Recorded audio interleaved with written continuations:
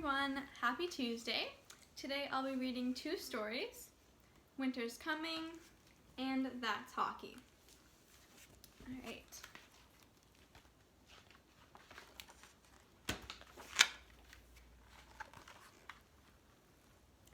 The leaves were just beginning to change color in Lily's forest home. Lily was a young snowshoe hare, not even 6 months old. She'd never seen anything other than green on the trees, so the new colors were a surprise. Lily spent her days hopping from here to there, nibbling on leaves and tender twig tips and bark. Usually, she moved slowly, keeping her ears open for danger. If she kept still, she blended in with the colors of the forest floor and was difficult to see. Sometimes, though, she couldn't help but leap into the air for the sheer fun of it. Lily had powerful back legs, so she was good at jumping. One day, there was a crazy racket high up in the treetops. Lily glimpsed a few flashes of shiny black feathers through the foliage. Then a wingtip, then a beak. With a great rustling of leaves and flapping of wings, 100 birds descended to the ground. Lily had never seen such a huge flock. "What's going on?" she asked. "Winter's coming," said a grackle, "so we're flying south." Lily looked around nervously. She knew about the danger of coyotes and foxes and owls, but had never heard of winter. If the birds were trying to escape from it, maybe she should too. She tried springing upward while flapping her arms as hard and as fast as she could, but plump! Down she came again. "Silly," laughed a red-winged blackbird. "Snowshoe hares can't fly." "They don't go south either," said another. With that, the flock took off and disappeared beyond the trees. Lily was wondering if Winter could fly like a blackbird when she spotted a red squirrel in a spruce tree. He was nibbling, balancing a mushroom cap in the crook of a branch. "Why are you doing that?" asked Lily. "I'm drying this mushroom so I can store it with the others I've collected," said the squirrel. "I've got a big pile of spruce cones stashed away too." "Why do you need to hide so much food?" "Because winter is coming." If Winter had such a big appetite that the squirrel had to hide his food from it, maybe Lily needed to worry about her own food. "Should I be hiding what I eat too?" she asked. "No need," said the squirrel. "Even when winter's here, hares can always find enough twigs and bark to keep their bellies full." Phew, thought Lily. Whatever Winter was, at least it wasn't interested in her food. Lily was wondering if Winter could leap from branch to branch like a squirrel when she heard the soft call of a chickadee. The tiny bird was using his beak to wedge something into the bark of a tree. "What are you doing?" asked Lily. "I'm storing food before Winter gets here," said the chickadee. "I've got thousands of seeds hidden." "Why don't you fly away like other birds do?" asked Lily. "Aren't you afraid of Winter?" "Bah," said the chickadee. "I've got lots of food, and just like you, I know how to keep warm when it's cold out." The chickadee was right about Lily knowing how to keep warm. Even though the nights were getting much colder, her thick fur always kept her cozy. But what did the cold have to do with Winter? Did Winter only come out when it was cold? Lily was wondering if Winter could have a soft call like a chickadee or a harsh one like a grackle when a mosquito landed on her nose and poked her with its long proboscis. "Yow!" cried Lily. "What'd you do that for?" "Sorry, my dear," said the mosquito, "but I just need a wee drop of your blood so that I can lay my eggs in the marsh. They'll be safe there from Winter in the water beneath the ice." "But what about you?" asked Lily. "What are you going to do when Winter comes?" "Oh, me?" said the mosquito softly. "Well, Winter will kill me. But when it warms up again," she added brightly, "the ice will thaw my eggs and my eggs will hatch. So there will be lots of my babies to take my place." Lily's eyes widened with alarm. "Will Winter kill me too?" she asked. "Don't be ridiculous," said the mosquito. "Winter doesn't kill snowshoe hares." "Thank goodness," said Lily, but she felt sorry for the mosquito. Lily was wondering if Winter would have a sharp-tipped proboscis and long, dangly legs like a mosquito when she came upon a gray tree frog trying to slither under a rock. "Why are you trying to squeeze under there?" she asked. "Because winter's coming," croaked the frog. "So you're hiding?" asked Lily. "Well, I don't call it hiding. I call it hibernating." Whatever fancy word the frog chose, it looked like hiding to Lily. And if the frog thought it was a good idea, maybe Lily should hide too. She tried to dig under a bigger rock with her forepaws, but she was soon stopped. She wasn't a good digger, and besides, the rock was unpleasantly cold. "Brrr," she shivered. Under a rock was not a good hiding place for a snowshoe hare. Lily was wondering if Winter clung to branches with sticky toe pads like a tree frog when she almost stepped on a woolly bear caterpillar. He seemed to be searching for something on the forest floor. "Can I help?" asked Lily. "Oh no, I'm just looking for a safe place to curl under these leaves." "Because winter's coming," guessed Lily. "Yep," said the caterpillar. "When I find a perfect spot, I'll curl up and freeze as solid as an acorn." Lily was horrified.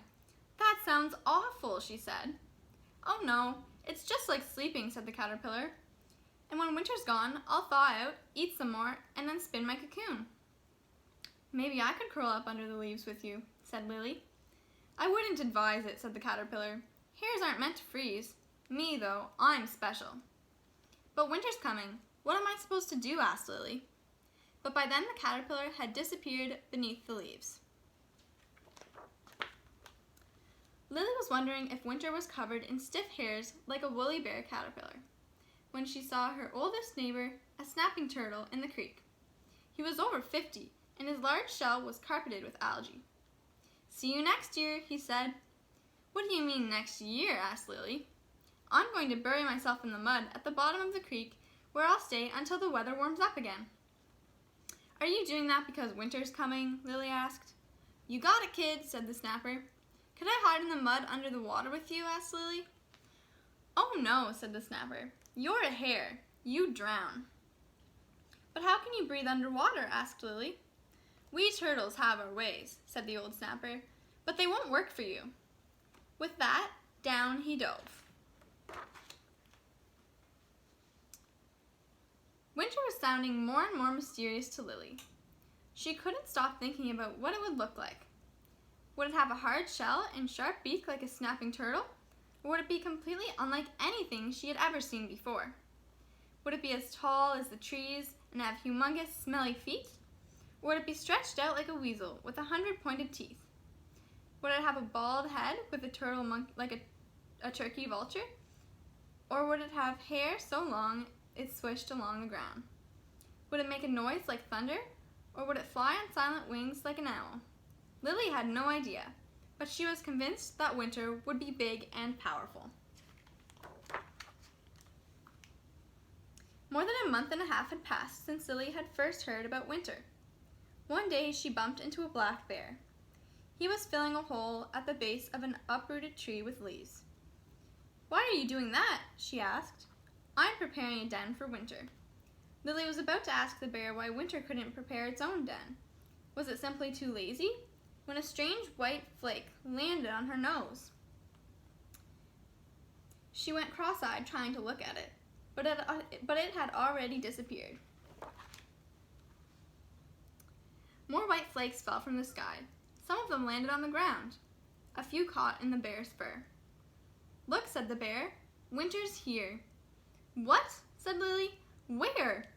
She spun around, looking for winter, but all she could see was the stillness of the leafless forest, and more of those strange white flakes falling from the sky. She peered closely at the leaves at her feet. Maybe she was wrong about winter being big. Maybe winter was incredibly tiny. "I don't see anything," she said. "Where's winter?" The bear looked at her quizzically. "What do you mean? Can't you see the snow? It always snows in the winter time." "Winter is a time?" Lily said quietly. "Mm-hmm," said the bear. "Winter is a season. It's when it gets cold outside." "Is summer a season too?" asked Lily. "Yep, and so is fall," said the bear. "Winter is when we get freezing temperatures and ice and snow. There won't be any insects or berries for me to eat. so I make a den where I can curl up and sleep until spring comes. Shouldn't I do something to prepare for winter too? Asked Lily. You already have, said the bear. Look what's happened to your coat. Lily had been so preoccupied with what winter would look like, she hadn't noticed her own fur was now almost completely white. By the next morning, the forest was covered in a deep layer of snow. Lily was nearly invisible, even when she leaped into the air for the pure fun of it.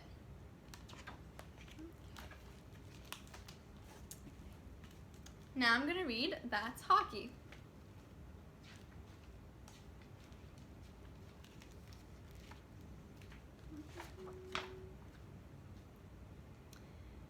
Put it in gear, Etienne said. The game starts in half an hour. I'm there, E.T., I said, perking up. I was spending the weekend with my cousin on the farm. 2 whole days of hockey. Etienne and I lived for hockey.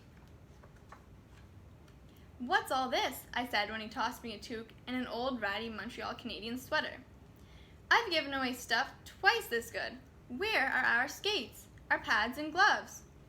That stuff's for city kids, he said. We play real hockey here. No skates, no pads, no helmets. Just a number 9 sweater. You know, like the Rocket. Come on, let's go. We hustled down the street with our 2 stubby sticks.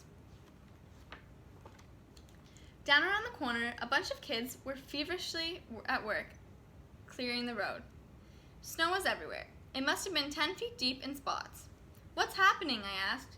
Clearing the ground, E.T. answered. Hockey's not meant to be played indoors, you know. You'll get the hang of it. Come on.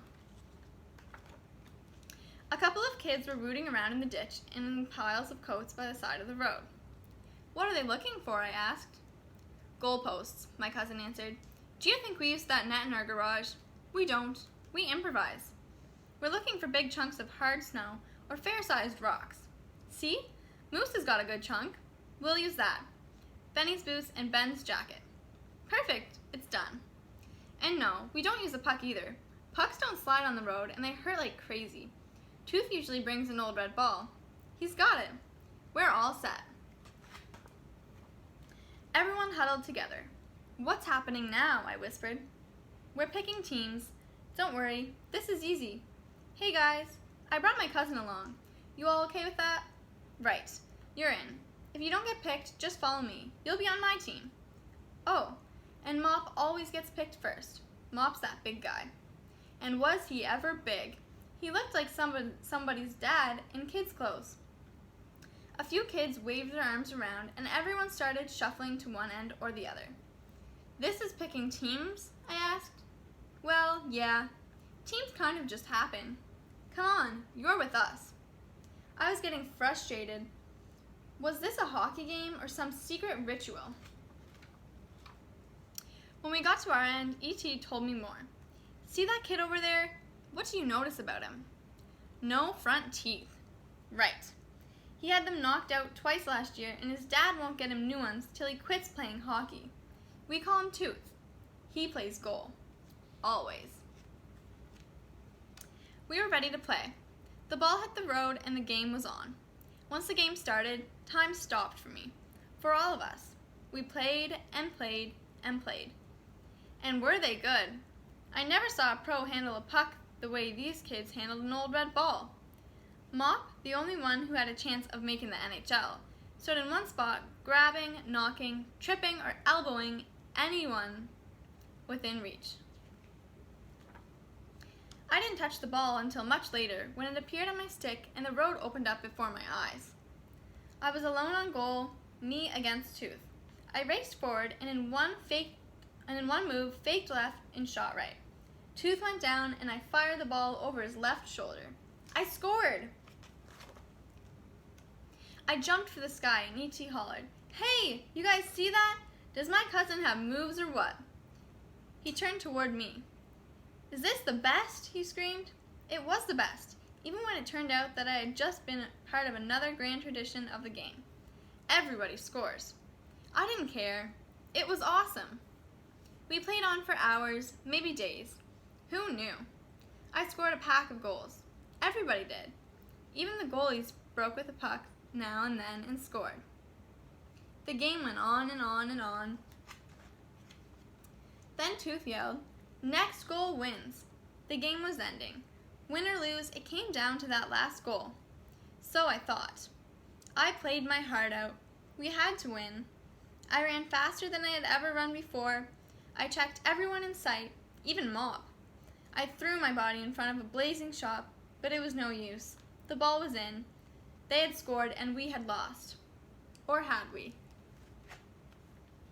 As I turned to see how E.T. would take defeat, Mop yelled, "Next goal wins!" And the game went on. Another goal, another call for victory. Another and another. How it ended, who left first, I don't know. The ball was still in play when I noticed that the teams had shrunk. One goalpost disappeared, then two. Etienne gave the nod. We headed home. "My toes are numb," he said as we stepped into the house. "Sit here by the stove. Put your feet up and get ready for the last tradition of street hockey." His mom had something waiting for us. "Every game finishes with hot chocolate," my cousin said. We sat in the kitchen talking about shots and saves, the NHL, our next game, our dreams. "You know," E.T. said finally, "I didn't have any money to buy you a Christmas present, but you can keep my sweater. It worked real well for you today." For years, E.T.'s sweater worked for me, and now it's time to pass it on to you. "But Mom, I've never played street hockey." "With this sweater, sweetheart, you'll do just fine." Okay, thanks for listening, everyone, and I'll see you again next Tuesday. Bye!